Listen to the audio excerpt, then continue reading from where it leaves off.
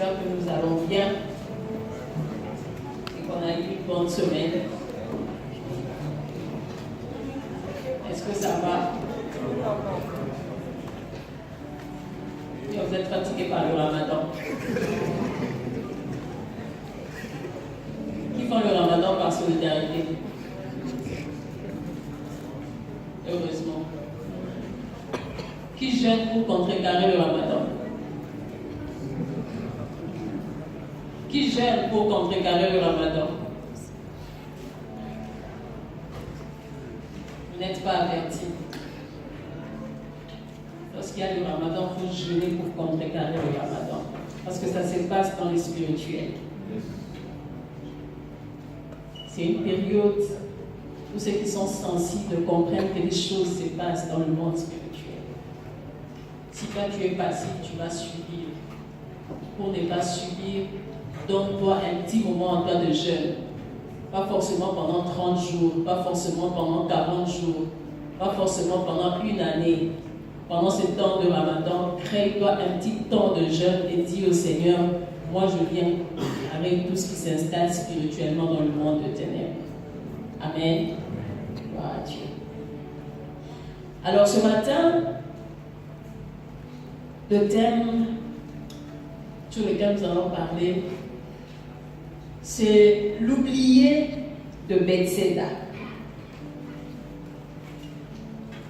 L'oublié de Bethséda. Pour vous dire vrai, depuis plusieurs semaines, jusqu'à hier, j'étais convaincue que mon thème, c'était le miracle. Et j'étais en train de préparer mon message autour de ce thème-là. Jusqu'à ce que hier, pendant un petit temps de prière et de méditation, qu'un shift se passe dans mon esprit et que mes pensées m'emmènent à cet autre thème, l'oublié de Bethséda. Pour ce, nous allons lire Jean 5, du verset 1 au verset 9. Je vais nous demander un petit exercice. Très peu font la gymnastique, très peu vont dans les salles de sport. Donc on va se tenir debout. On va se tenir debout pour lire la parole de Dieu. Je vais demander aux multimédias de ne pas afficher là-bas. Chacun va lire dans sa Bible. Tout le monde, nous allons former des binômes. Trouve-toi une personne avec qui tu vas lire.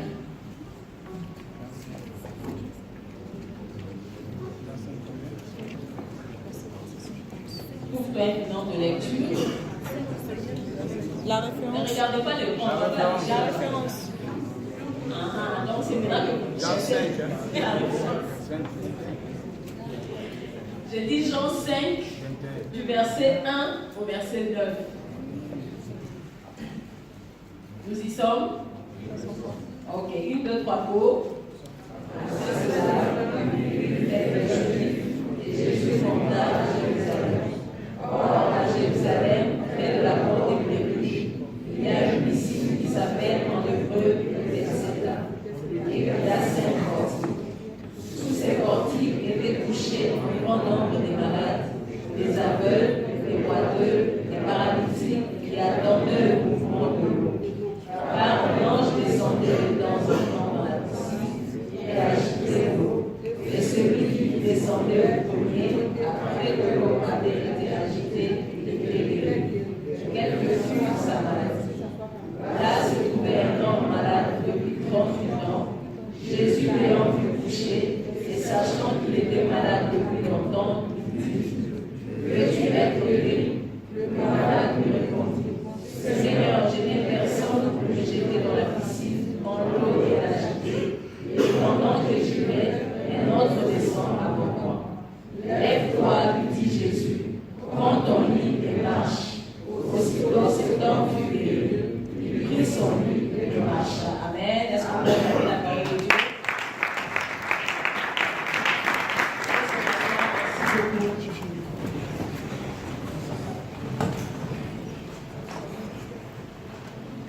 Alors, la lecture que nous venons de faire, c'est une histoire autour d'une piscine, autour d'un malade. L'histoire se passe à l'une des entrées de la ville de Jérusalem. la ville de Jérusalem à plusieurs portes. Et cette histoire se passe à une porte qu'on appelle la porte des... La porte des... Vous venez de lire ça maintenant. Vous avez déjà oublié. La porte des brebis. Cette porte s'appelle la porte des brebis. Et à cet endroit, il y a une piscine qu'on appelle Bethséda. Bethséda veut dire les amoureux de la parole de Dieu. Bethséda veut dire maison de miséricorde. Et à cette piscine, quelque chose d'extraordinaire se passait. À chaque fois qu'un ange descendait, agité de l'eau, la première personne qui y entrait était guérie de toutes sortes de maladies. Comme vous voyez, on vient de le lire, à cet endroit se trouvaient les malades, les aveugles, les boiteux, les paralytiques. J'ai envie de prolonger la liste. Les souffrants, les malheureux, les misérables. Toutes les personnes qui avaient tous les maux du monde se trouvaient à cet endroit-là parce que chacun espérait pouvoir descendre le premier une fois que l'eau avait été agitée. Et la Bible dit qu'à cet endroit, il y avait un monsieur malade depuis 38 ans. Vous imaginez 38 ans. Tu es né, tu as fait l'école primaire, tu as fait, vous appelez ça comment, le lycée, tu es allé à l'université, tu as commencé à travailler, tu t'es marié, tu as fait des enfants. Peut-être que même que tes enfants, s'ils sont précoces, commencent aussi à faire des enfants quand tu es toujours malade. 38 ans. 38 ans de souffrance, 38 ans de difficultés. 38 longues années que l'on ne peut pas imaginer.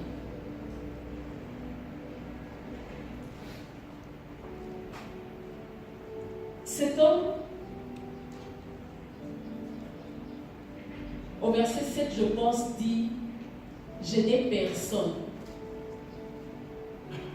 Lorsque je lis cette phrase, ça tapait dans mon système. Comment est-ce que tu peux dire que tu n'as personne? Tu n'es pas sorti d'un arbre. Il y a eu des parents, il y a eu des frères et sœurs, ou bien il y a des frères et sœurs, ou bien il y a des amis, ou bien il y a des voisins, ou bien, je ne sais pas moi, il y a des collègues. Comment il est arrivé à cet endroit-là, puisqu'il était malade et ne pouvait pas se mouvoir de lui-même? Certainement que les gens l'ont emmené là-bas. Mais ce que j'ai compris à travers cette phrase, c'est que cet homme était devenu un oublié.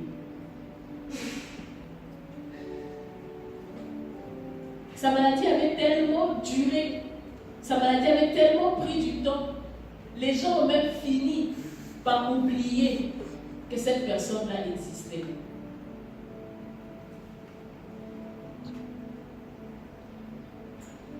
Vous savez, lorsque tu es malade, si tu es hospitalisé ou si tu es malade à la maison, les premiers jours, on vient te rendre visite. On vient te rendre visite, on t'appelle, on t'envoie des messages.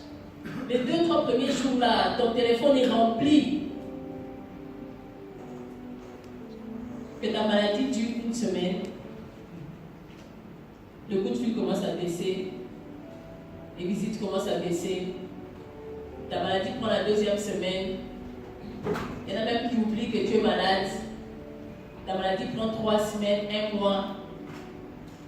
Les gens même oublient où tu habites. Le commun des mortels veut que plus une souffrance met du temps, plus une situation dure, les gens font quoi? Les gens oublient. Ce n'est plus une priorité. On te case. Au début, lorsque tu avais perdu un emploi, les gens te soutenaient. Les gens étaient sensibles à ta situation. Les gens étaient sensibles à ta cause. Mais tiens, toi aussi. Ça fait 2 ans que tu es dans le chômage là. Les gens finissent par faire quoi?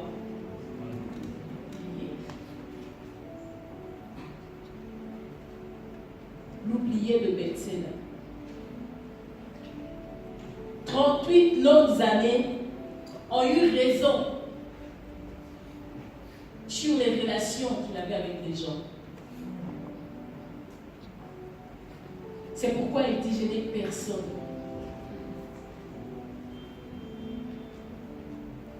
Et cela pourrait faire comprendre que plusieurs personnes enseignées sont dans cette situation. Tu as eu peut-être à connaître des situations difficiles, pas à connaître. Tu es toujours dans cette situation. Tu vois, même mon langage, j'utilise le passé. Alors que peut-être que tu es toujours dans cette situation. Tu connais peut-être une détresse, tu connais peut-être une souffrance. Tu as peut-être une maladie qui dure des années. Mais tu souffres dans le silence. Au début, les gens disaient Yako.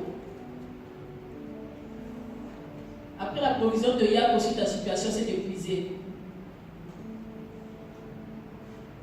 On ne pense plus à toi. On ne se réfère plus à toi. C'est pourquoi ce malade dit: je n'ai personne. Je n'ai personne.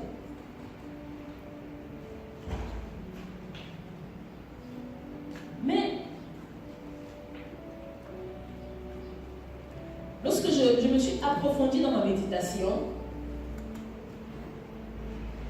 j'ai compris que même l'état d'âme, même la situation de ce malade était affectée en fonction du fait qu'il n'a personne. Je ne sais pas si ce malade était encore en train de chercher la guérison ou bien il était en train de chercher quelqu'un pour l'aider à descendre dans la piscine le premier après le passage de l'ange. Il était tellement oublié et ça l'affectait tellement que lui s'est focalisé sur le fait que je n'ai personne. À tel point que même lorsque Christ lui demande: veux-tu être guéri? Au lieu de répondre oui, sa réponse c'est quoi? Je n'ai personne. Est-ce qu'on a des plaisirs de quelqu'un?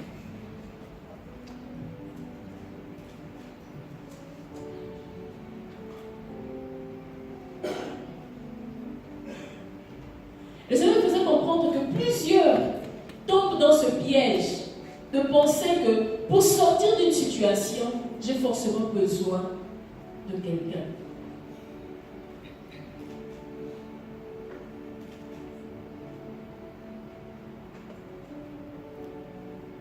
Je ne serai peut-être pas longue ce matin parce que je voudrais que l'on prie. Heureusement, pour cet oublié de Bethsaida, un jour,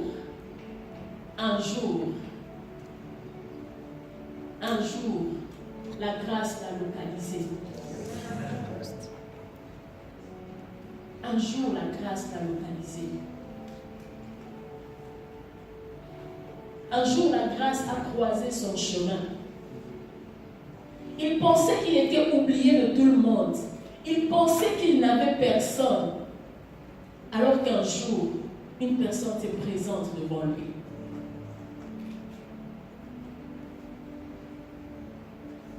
Bien-aimé, je voudrais que tu saches, même si les hommes de ce monde t'ont oublié, même si ceux qui sont autour de toi t'ont oublié, même si ta famille t'a oublié, le Dieu créateur du ciel et de la terre ne t'a pas oublié. Amen.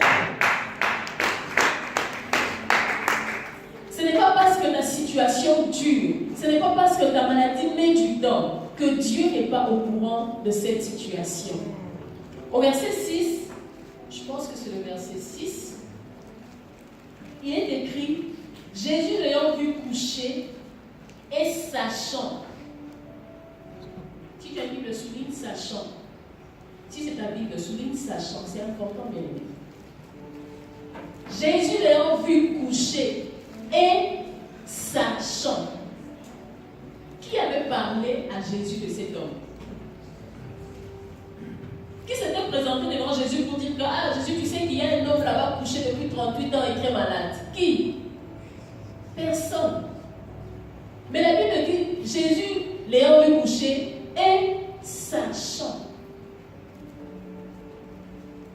Ce n'est pas parce que ça met du temps. Je voudrais dire à quelqu'un, ce n'est pas parce que ça dure. Ce n'est pas parce que tu as l'impression que ça traîne, que le ciel n'est pas au courant. Ce n'est pas parce que ça traîne, ça dure. Le temps de cette maladie n'avait pas eu raison sur la connaissance du ciel sur sa situation.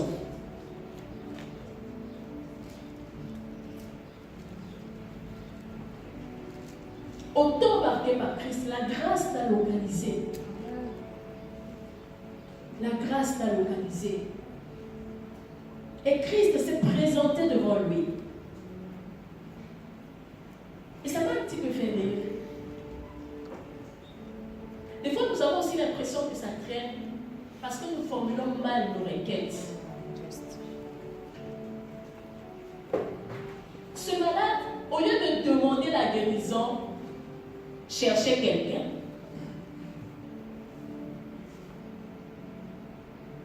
Quelle est la requête que tu présentes à Christ? Quelle est la requête que tu présentes à Dieu sur ta situation?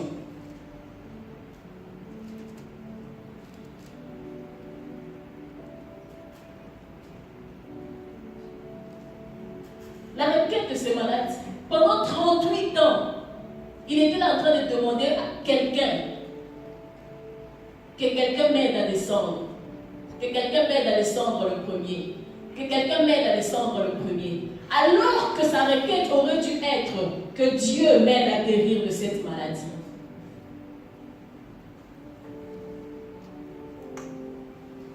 Il a passé 38 ans en train de chercher quelqu'un,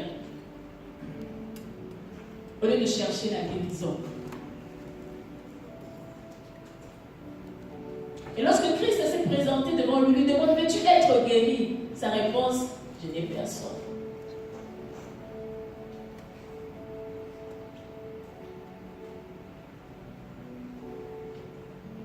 Heureusement que Christ, lorsqu'il se lève pour agir dans la vie de la personne, il le fait indépendamment des circonstances, il est fait indépendamment de ce que l'on est, il est fait indépendamment de ce que l'on pense, il est fait indépendamment de ce que les autres peuvent penser. Malgré que lui, au lieu de chercher la guérison, cherchait un homme, Christ lui dit quand même, prends ton lit et fais quoi? Et marche.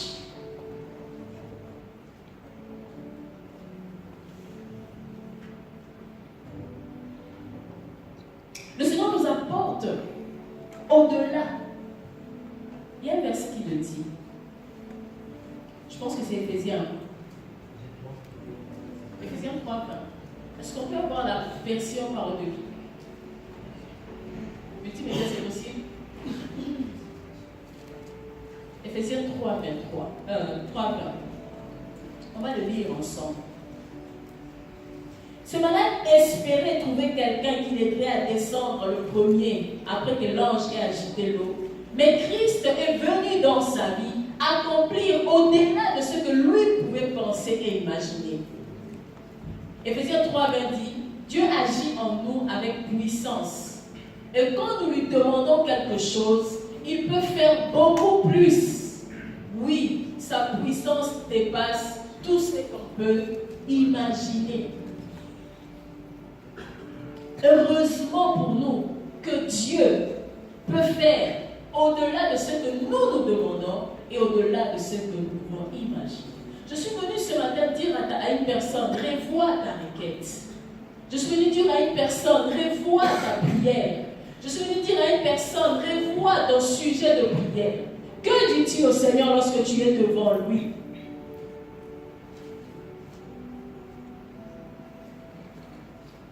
Tu es là à demander une augmentation de salaire parce que tu penses que c'est l'argent qui va résoudre ton problème. Alors que Dieu peut faire mieux que cela. Tu es là à demander un visa pour aller en France, pensant que c'est là que ta vie va commencer. Alors que Dieu, dans sa grâce infinie, a résolu de te donner une vie meilleure dans ce pays.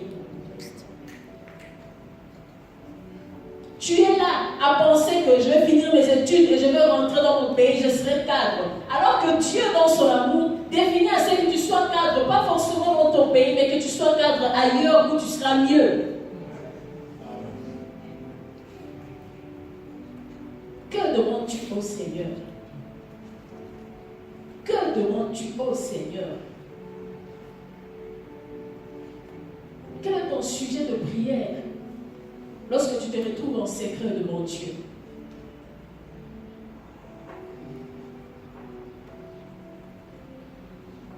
C'est d'oublier, au lieu de demander la guérison puisqu'il était malade, lui chercher quelqu'un. Ça m'a, comme on dit, ça fatigué mon esprit.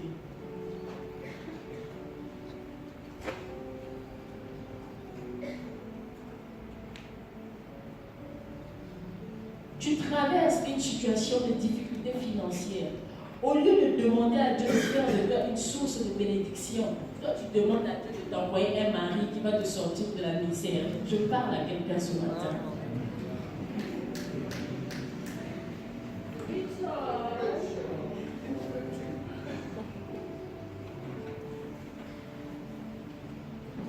Aucun homme ne pourra finir la misère dans ta vie. Aucun homme ne pourra apporter la richesse dans ta vie. Parce que la richesse, c'est Dieu. Si seulement si tu as Dieu, Dieu pourra faire de toi une source de bénédiction. Alors je t'informe que tu es dans les faux. Toi qui penses que c'est un homme qui viendra t'épouser et te fera sortir de la misère dans laquelle tu es.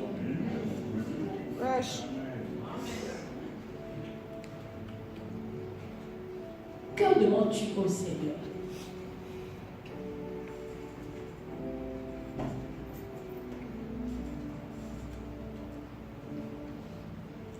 Au lieu de dire au Seigneur, Seigneur, aide-moi à me marier, à régulariser ma situation. Toi, tu dis au Seigneur, Seigneur, donne-moi l'argent, comme ça je vais aller me marier. Je sens que je parle aux gens ce matin. Si ce n'est pas le Seigneur qui t'accorde le mariage, même quand tu ramasseras 100 000 dirhams, tu n'en feras rien. Tu en feras toutes choses, sauf le projet d'aller te marier.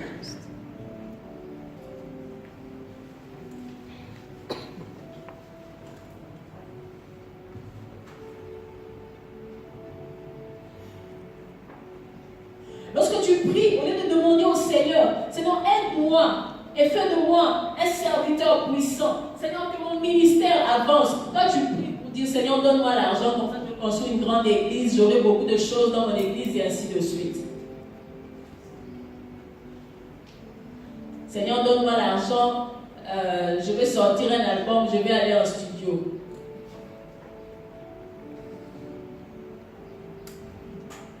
Alors que si tu dis au Seigneur, Seigneur, je voudrais faire un album qui va bénir les gens, le Seigneur peut toucher le cœur d'une personne et la personne te dit, viens, va entrer au studio, tout sera gratuit pour toi, tu vas sortir un album et le peuple de Dieu sera béni. Mais toi, tu pries mal, tu demandes l'argent.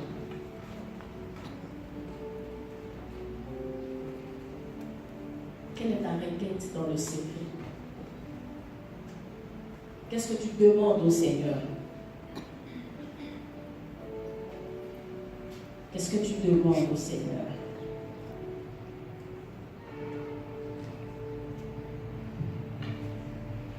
Qu'est-ce que tu demandes au Seigneur? Le Seigneur m'a fait comprendre aussi que l'homme ne réalise pas que le schéma de solutionnement de Dieu ne ressemble pas à ce que nous définissons. Lorsque tu es face à une situation, toi tu t'es défini un schéma à travers lequel le Seigneur va passer pour résoudre le problème.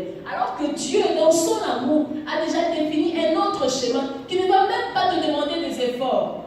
Ce malade attendait que quelqu'un vienne le transporter jusqu'à aller le jeter dans la piscine. Alors que Dieu apporte une guérison à sec. À sec. Ça ne prend même pas du temps.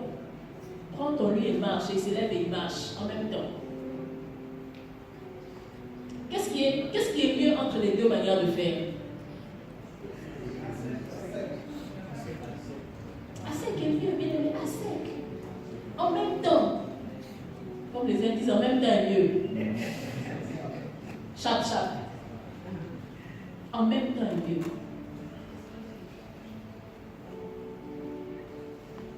Le Seigneur a insisté sur le fait que les gens doivent comprendre que son schéma de solutionnement est différent de ce que le monde nous offre, de ce que le monde nous propose, de ce que les lois ont établi. Le schéma de solutionnement de Dieu est différent.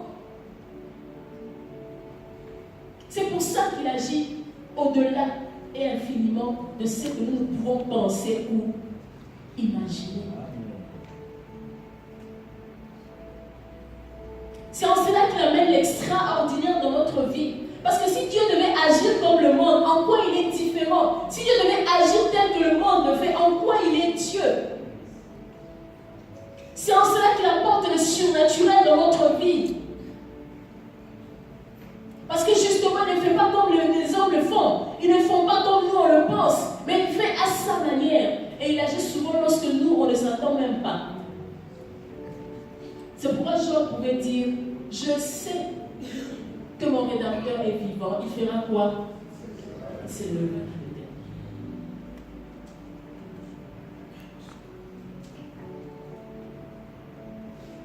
Même lorsqu'on a l'impression que ça traîne, que ça dure, Dieu a un schéma. Dieu a un schéma. Dans ton schéma à toi, tu te dis, bon, c'est là, dans 2 jours c'est fait. Alors que dans le schéma de Dieu, ça ne sera pas dans 2 jours, parce que si c'est fait dans 2 jours, ça sera provisoire, ça sera éphémère. Ça ne va pas durer dans le temps. Dans le schéma de Dieu, Dieu trace son chemin à lui et il attend le temps que lui a marqué pour pouvoir agir. Et lorsque Dieu agit, ce qu'il apporte dans la vie d'une personne est glorieux et sans précédent.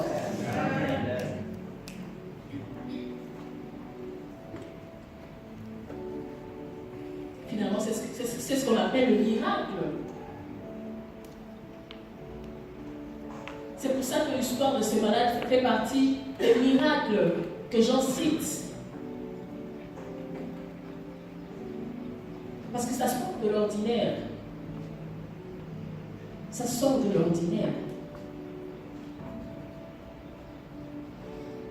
Ça sort de l'ordinaire.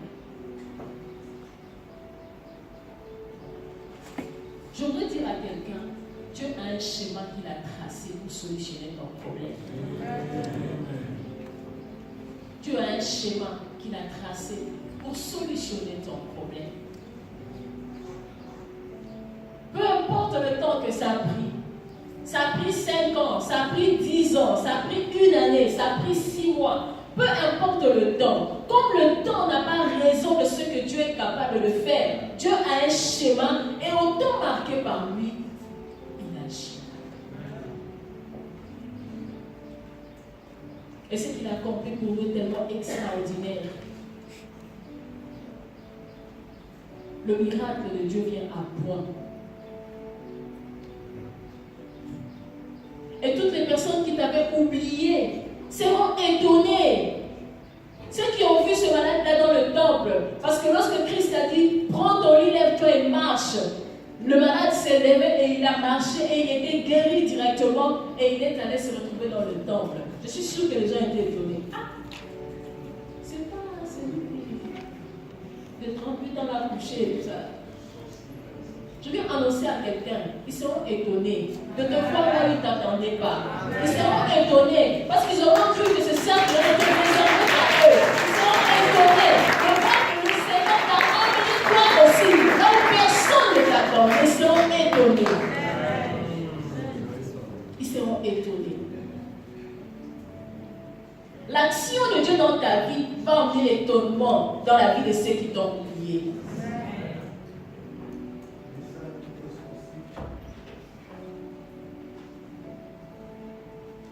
Et certains ne seront même pas contents de te voir béni. Vous avez vu la réaction des pharisiens. Vous avez vu la réaction des pharisiens. On n'a pas lu ça. Mais c'est un peu plus bas. Au lieu qu'on se réjouisse du fait qu'il a été guéri, tout ce qui les préoccupe, c'est qui t'a demandé de prendre ton lieu de te lever de marcher le jour du sabbat. Qu'est-ce est-ce qu'on en a assuré du jour du sabbat?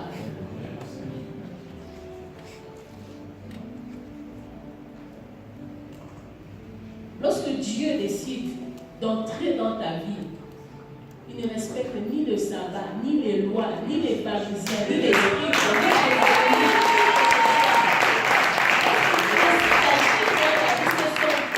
Et il agit. C'est pour ça que son schéma est bon. Son schéma de solutionnement est meilleur. Parce que lorsque ça arrive, président, ministre, pharisien, scribe, père, peu importe qui tu es, on ne te respecte pas, on te respecte, on n'a rien à faire de ta volonté ou de ce que toi tu penses. Lorsque tu as décidé d'agir, tu agis. Amen.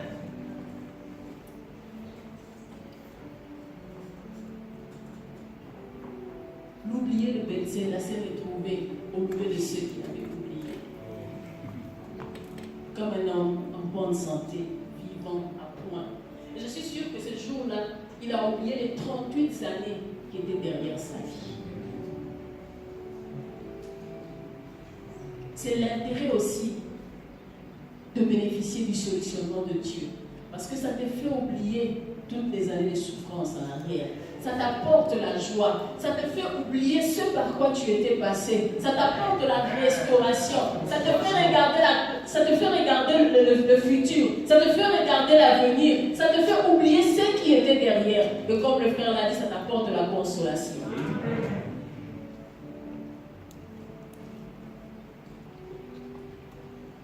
Pour finir, je voudrais que tu retiennes 3 choses. Ce malade pensait que Dieu l'avait oublié. Mais en réalité, Dieu ne l'avait pas oublié. Pourtant marqué par Dieu, Dieu s'est souvenu de lui. Je voudrais que tu comprennes premièrement, que tu retiennes, que le miracle qui découle du miracle sans précédent. Lorsque Dieu se souvient de toi pour agir, bien-aimé, il est fait d'une manière extraordinaire, sans précédent. Et ça apporte de l'étonnement. Ça apporte de l'étonnement. Et ce que Dieu fait, comme la Bible le dit, ce sont des choses, je vais paraphraser, ce sont des choses que l'œil... C'est pas bien la Bible, hein? Ce sont des choses que l'œil, que l'oreille, qui ne sont pas montées. Ça veut dire que Dieu fait des choses extraordinaires qui n'ont jamais existé auparavant. Le miracle qui découle du souvenir de Dieu. Lorsque Dieu se décide de se souvenir de toi et d'agir, ce qu'il accomplit est sans précédent. C'est sans précédent. Et le Seigneur m'a ouvert mes pensées sur 3 exemples. Lorsque Dieu s'est souvenu de Rachel, Dieu a apporté Joseph. De tous les enfants de Jacob, Joseph, c'était qui? Non seulement le bien-aimé, mais il y avait une autorité, un pouvoir qui était attaché à sa vie. La destinée de Joseph était une destinée différente de ses frères et sœurs.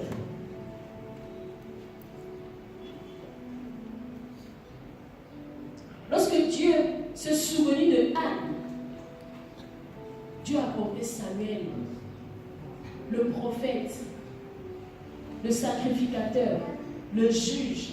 Samuel était la réponse de Dieu aux besoins du peuple d'Israël.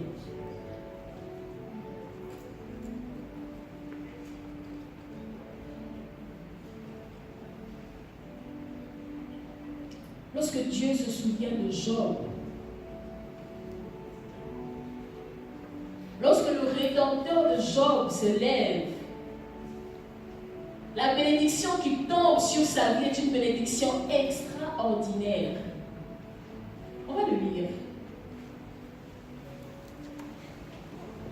Job 42. À à partir du verset 10, si on peut avoir la version parole de vie. Job 42, verset 10. Le miracle qui découle du souvenir de Dieu est un miracle sans précédent. Pendant que Job priait pour ses amis, le Seigneur lui a rendu sa richesse. Mais le Seigneur ne s'est pas seulement limité à lui rendre sa richesse. Qu'est-ce que le Seigneur fait? Il lui a même donné 2 fois plus que ce qu'il avait avant. On continue. Alors tous les frères de Job, toutes ses sœurs, tous ceux qui l'ont connu autrefois sont venus lui rendre visite. Ceux qui t'avaient oublié là, on fait quoi? Ils sont venus rendre visite. Ils ont mangé avec lui, lui ont montré leur affection. Ils l'ont consolé de tous les malheurs que le Seigneur lui a fait envoyer pendant que le malheur est fini.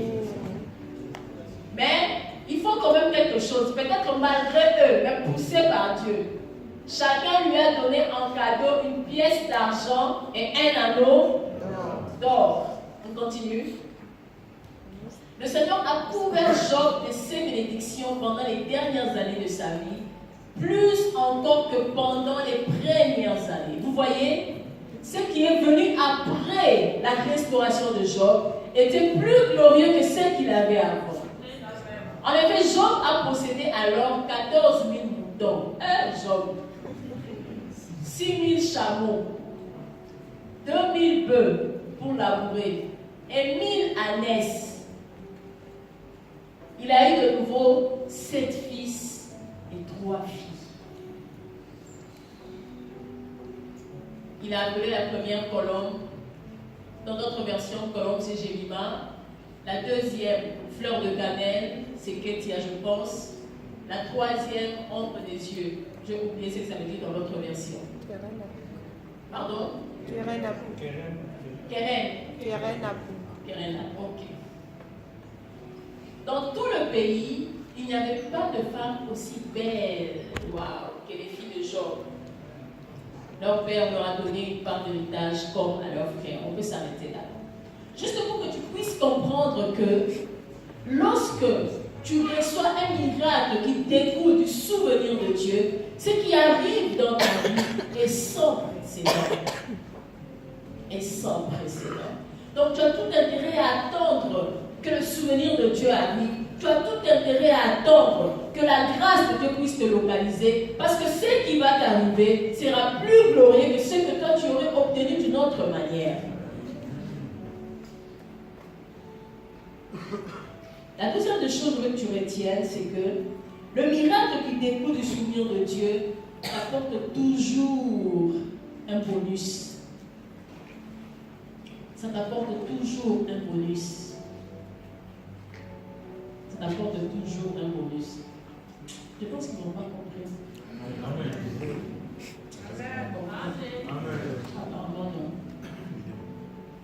Un bonus, c'est quoi? Un bonus, c'est ce que tu reçois en plus de ce qui était réservé pour toi. Ça veut dire que s'il y a des choses que tu attends de la part de Dieu, lorsque le miracle du souvenir arrive, tu reçois en plus de ce que toi tu demandais. Tu reçois en plus de ce que toi tu demandais. L'oublié de Bethsaida avait été guéri. Mais lorsque Christ le croise dans le temple, il lui dit aussi que les péchés sont pardonnés. Pour revenir à mes 3 exemples que j'ai cités au début,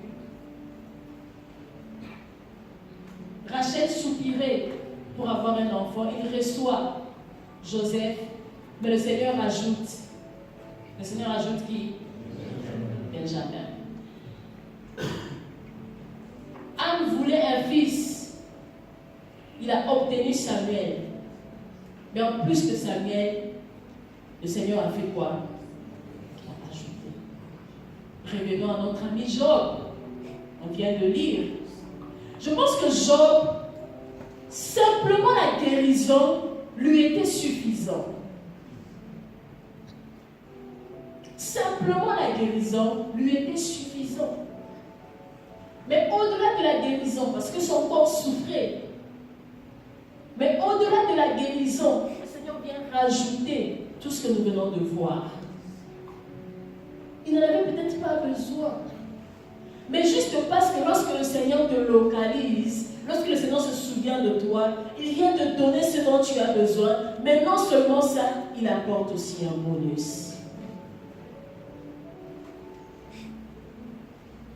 Lorsque tu bénéficies d'un miracle, au couleur du souvenir de Dieu, tu reçois des bonus. Et le dernier point, c'est que le miracle qui découle du souvenir de Dieu apporte le miracle qu'il y a dans la vie d'une personne. Ça vient créer une atmosphère de gloire dans la vie d'une personne. Ça vient installer l'atmosphère de vie dans la vie d'une personne.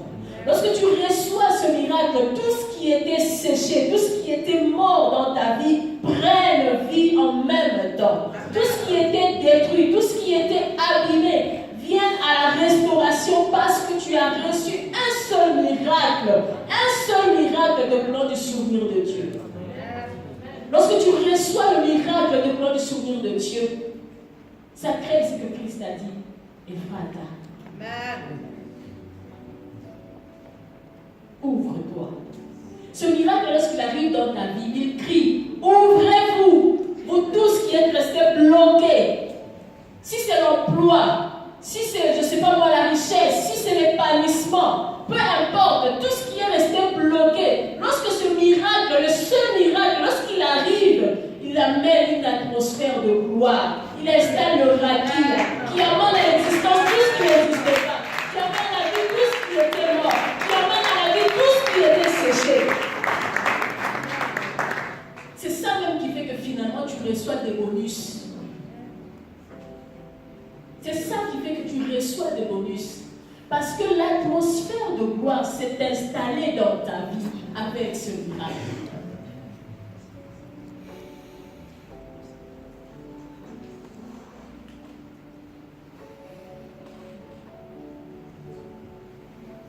Le miracle qui découle du souvenir de Dieu fait descendre le ciel dans ta vie. Ça fait descendre le ciel dans ta famille. Ça fait descendre le ciel dans ton foyer. Ça fait descendre le ciel sur tes projets. Ça fait descendre le ciel sur ton emploi. Ça fait descendre le ciel sur tes études. Ça fait descendre le ciel sur tout ce qui t'appartient. Ça fait descendre le ciel sur ton ministère. Ça fait descendre le ciel sur tout ce qui est à toi. Tu as donc intérêt de bénéficier du miracle qui découle du souvenir de Dieu.